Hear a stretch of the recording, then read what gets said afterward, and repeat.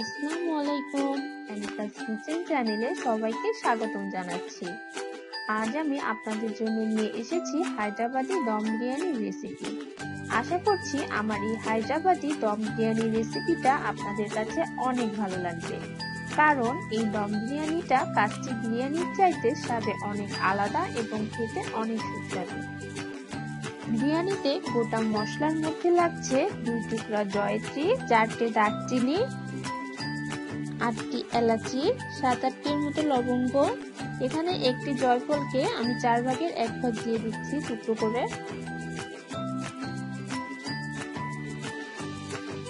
1/4 চা চামচ গোলমরিচ, 1/2 চা চামচ কাবাব চিনি,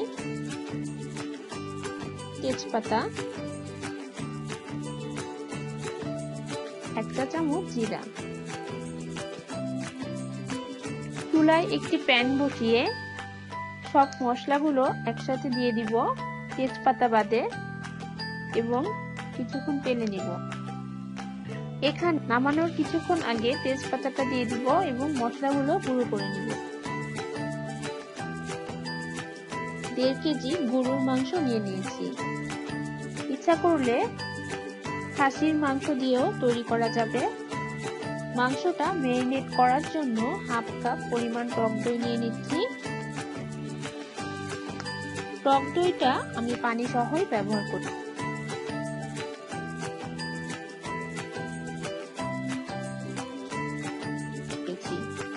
সাথে 2 টেবিল চামচ রসুন বাটা, 2 টেবিল চামচ আদা বাটা, 1 টেবিল চামচ লাল মরিচের গুঁড়া,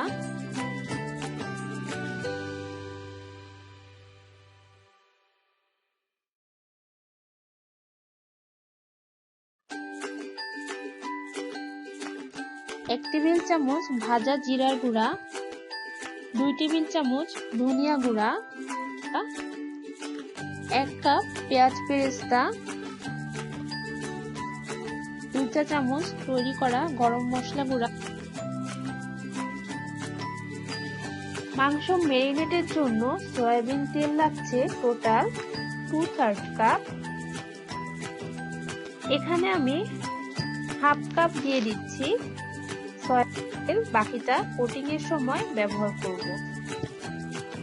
দিয়ে দিচ্ছি 2 টেবিল চামচ পেঁপে বাটা। এতে করে মাংসটি খুব তাড়াতাড়ি সিদ্ধ হয়ে যাবে, খুব বেশি সময় ম্যারিনেট করে রাখার প্রয়োজন হয় না। এবার মাংসের সাথে খুব ভালোভাবে মশলাগুলো মাখিয়ে এটাকে ম্যারিনেট করতে দিতে হবে কমপক্ষে 1 ঘন্টা। তবে খুব ভালো হয় যদি মাংসটাকে 7 থেকে 8 ঘন্টা ম্যারিনেট করে রাখা যায়, সেক্ষেত্রে পেঁপে বাটা দেওয়ার কোনো প্রয়োজন নেই। আমি খুব বেশিক্ষণ ম্যারিনেট করে রাখিনি, তাই আমি সাথে পেঁপে বাটা অ্যাড করেছি। মাংসটাকে ম্যারিনেশনে রেখে দেওয়ার আগে বাকি তেলটুকু উপর থেকে এভাবে কোটিং করে দিয়ে দিচ্ছি, যাতে মাংসটি ড্রাই না হয়ে যায়। একটি কথা বলে রাখি, আমি এখানে যে তেলটি ব্যবহার করেছি সেটা হচ্ছে আমি যে তেলে পেঁয়াজ বেরেস্তা করে নিয়েছি সেই তেলটাই। আপনারাও চাইলে সেই তেলটাই ব্যবহার করতে পারেন।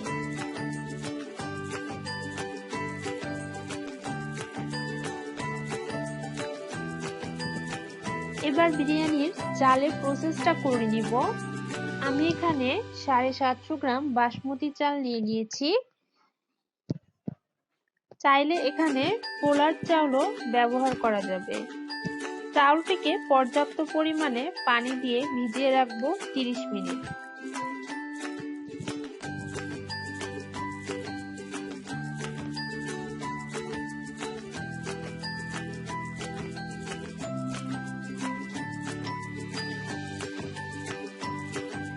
চাউল সিদ্ধের জন্য একটা বড় পাত্রে পর্যাপ্ত পরিমাণ পানি নিয়ে তাতে 4টা এলাচ দিয়ে দিচ্ছি। দিয়ে দিচ্ছি 2 টুকরা দারচিনি।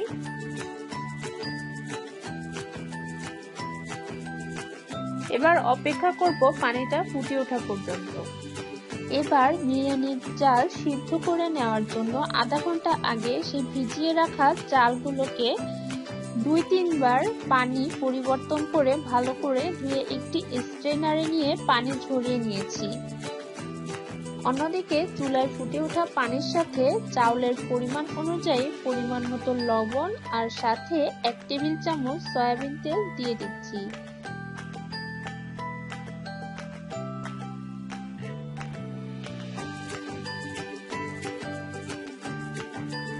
এবার চালটা দিয়ে দিচ্ছি সিদ্ধ হওয়ার জন্য।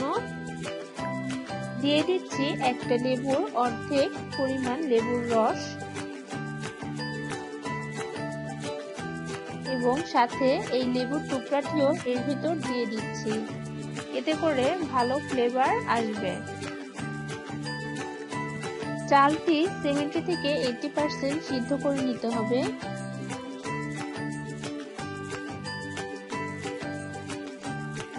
7 থেকে 8 মিনিট পর যখন দেখবেন চালের ভিতরে এমন আঁশ পাওয়া যাচ্ছে, তখন বুঝবেন চালটি 70 থেকে 80% হয়ে গিয়েছে। লেবুর টুকরাটি উঠিয়ে ফেলে দিব এবং চালগুলোকে একটি স্ট্রেনারে নিয়ে পানি ঝরিয়ে নিব।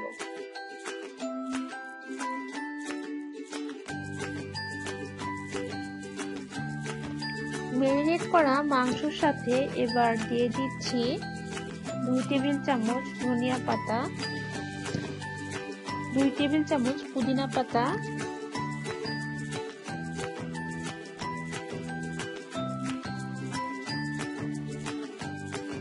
এবং একটি লেবুর রস। এখানে আমি 2 টেবিল চামচ লেবুর রস ব্যবহার করেছি। সবগুলো একসাথে মাখিয়ে নিচ্ছি এবং পাত্রটি পাশে সরিয়ে রাখছি।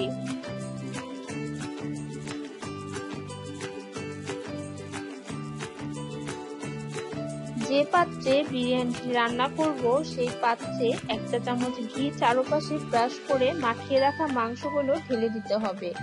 মাখিয়ে রাখা মাংসের সম্পূর্ণ তেল মশলা এই মাংসের উপর দিয়ে মাংসগুলো পাত্রের প্রতিটি অংশে এমনভাবে ছড়িয়ে দিতে হবে যেন পাত্রের কোনো অংশ খালি না থাকে।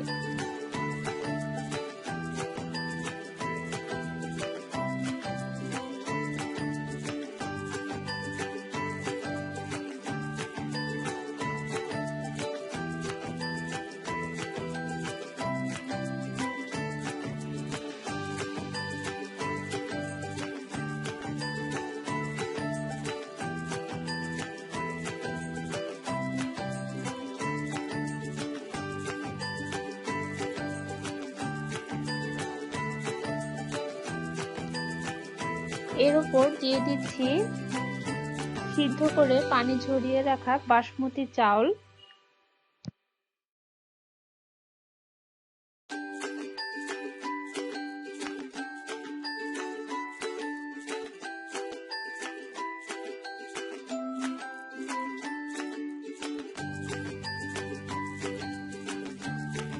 এখানে আমি হাফ কাপ কুসুম গরম দুধ নিয়ে নিয়েছি এবং এর অর্ধেকটা এর উপরে দিয়ে দিচ্ছি।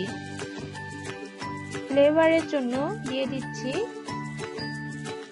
2টি কাঁচামরিচ টুকরো করে নিয়েছি, দিয়ে দিচ্ছি 5-6টা কিশমিশ, দিয়ে দিচ্ছি 4-5টা কাজু বাদাম।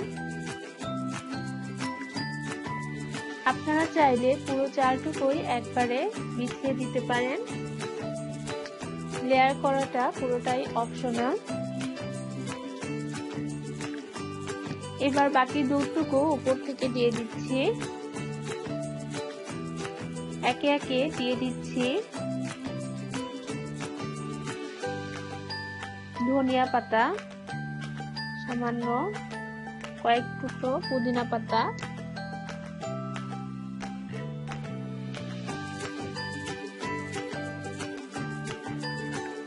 দিয়ে দিচ্ছি 4 টুকরো কাঁচামরিচ,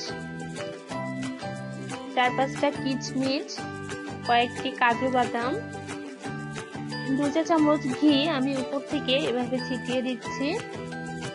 এটা অবশ্যই দিতে হবে। আর লাগছে আলু বোখরা, আমি এভাবে উপর থেকে দিয়ে দিচ্ছি।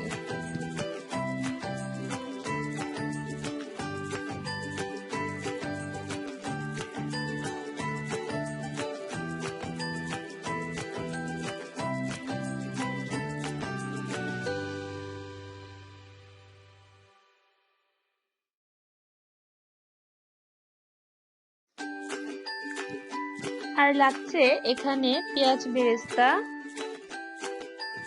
2 চা চামচ। বিরিয়ানির পাত্রটা এয়ারটাইট করে সিল করার জন্য আমি এখানে রুটি খাওয়ার আটা পানি দিয়ে ছেনে নিয়েছি, একটু নরম করে ছেনে নিয়েছি এবং চারপাশ থেকে এভাবে লাগিয়ে দিচ্ছি।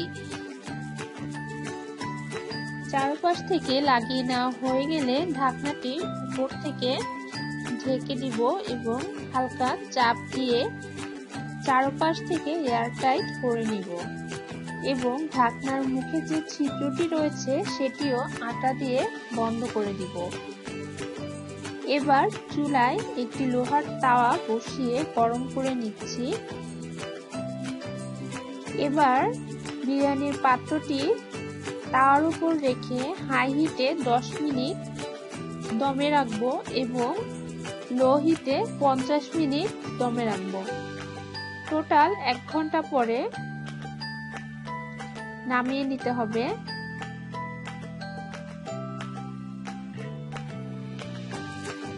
আটাগুলো যখন এমন শক্ত হয়ে যাবে তখন বুঝতে হবে বিরিয়ানিটি হয়ে গিয়েছে। আস্তে আস্তে একটি ছুরির সাহায্যে আটাগুলো ছাড়িয়ে নিচ্ছি। আমার হায়দ্রাবাদি দম বিরিয়ানিটি এখন পুরোপুরি তৈরি।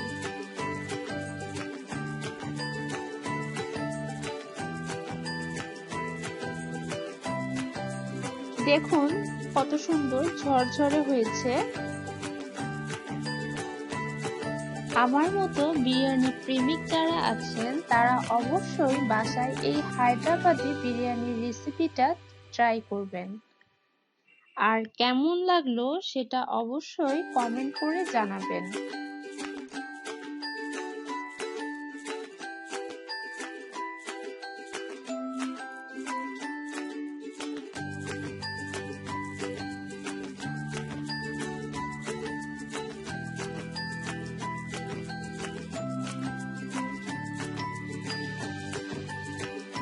আমার সাথে এতক্ষণ থাকার জন্য অসংখ্য ধন্যবাদ।